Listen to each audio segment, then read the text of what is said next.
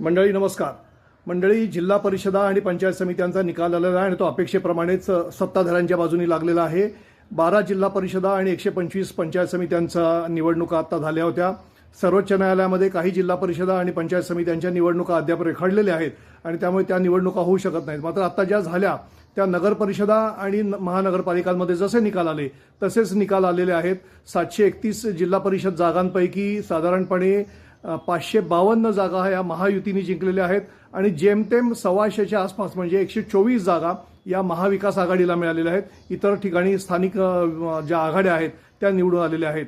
परिस्थिती ही लक्षात घेतली पाहिजे की महायुतीने ज्या पद्धतीने निवडणुकांचं गांभीर्य घेतलेलं होतं, महाविकास आघाडीने तितक्याच सहजतेने म्हणजे निष्काळजीपणे या निवडणुका लढवलेल्या आहेत असंच पाहायला मिळतं आहे. मुख्यमंत्र्यांनी काल जे विधान केलेलं आहे त्याच्यावर आपल्याला हे स्पष्ट लक्षात येईल की महाविकास आघाडीच्या नेत्यांना, विशेषतः उद्धव बाळासाहेब ठाकरे आणि शरद पवार यांची राष्ट्रवादी काँग्रेस पार्टी यांनी या निवडणुका गांभीर्याने घेतल्याचं आपल्याला पाहायलाच मिळालेलं नाही. इतर पक्षांच्या बाबतीत तर बोलण्याची काही आवश्यकताच राहिलेली नाही. म्हणजे इतर जे पक्ष आहेत ते जवळपास नगण्यच आहेत. म्हणजे त्याच्यामध्ये मनसे आली, शेकापा आला, मार्क्सवादी कम्युनिस्ट पार्टी आली किंवा कम्युनिस्ट पार्टी आली, जी काही सगळे पक्ष आहेत हे सगळे नगण्यच आहेत असंच म्हणायला पाहिजे.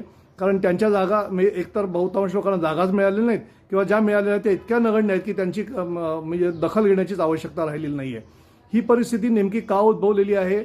जर तुम्हाला सत्तेतच राजकारण करायचं आहे, विरोधाचं राजकारणच करायचं नाही, तर सत्ताधाऱ्यांच्या विरोधामध्ये तुम्ही गांभीर्यानं लढता आहात हे जर सर्वसामान्य माणसाला समजलं नाही किंवा दिसलं नाही तर ते तुम्हाला का मतं देतील? आणि जर तुम्ही प्रचाराला त्यांच्याकडे गेला नाहीत आणि आम्हाला मतं द्या असं मागितलं देखील नाहीत तर त्यांनी तुम्हाला मतं का द्यावीत? त्यांच्याकडून मतांची अपेक्षा तुम्ही का बाळगावी? अशी स्पष्टपणे परिस्थिती आहे. ही आत्ताची जी निवडणुका झालेली आहेत 731 जागांपैकी 225 ठिकाणी भाजपा एक नंबरचा पक्ष राहिला राज्यामध्ये. त्याच्या पाठोपाठ यावेळेला राष्ट्रवादी काँग्रेस अजित पवार गटाने बाजी मारलेली आहे. अर्थात ही अजित पवारांना त्यांच्या दुःखद निधनानंतर दिलेली श्रद्धांजली आहे असं मानायला हरकत नाही. यावेळेला शिवसेना शिंदेंचा जो आहे तो 3 नंबरला गेलेला आहे. फार फरक नाही आहे, मात्र 3 नंबरला गेलेला आहे. आणि बाकी जे सगळे जे आहेत म्हणजे उद्धव बाळासाहेब ठाकरे यांची शिवसेना, शरद पवार यांची राष्ट्रवादी आणि काँग्रेस अत्यंत वाईट परिस्थिती आहे. लातूरमध्ये केवळ काँग्रेस आत्ताच्या घडीला तग धरून पाहिलेली मिळते, पण मात्र तिथे देखील जिल्हा परिषदांचा अध्यक्ष त्यांचा होणार नाहीये. रायगड जिल्ह्यापुरती मर्यादित राहिलेली शेतकरी कामगार पक्ष शेकाप देखील आत्ता भुईसपाट झालेला आपल्याला पाहायला मिळतो.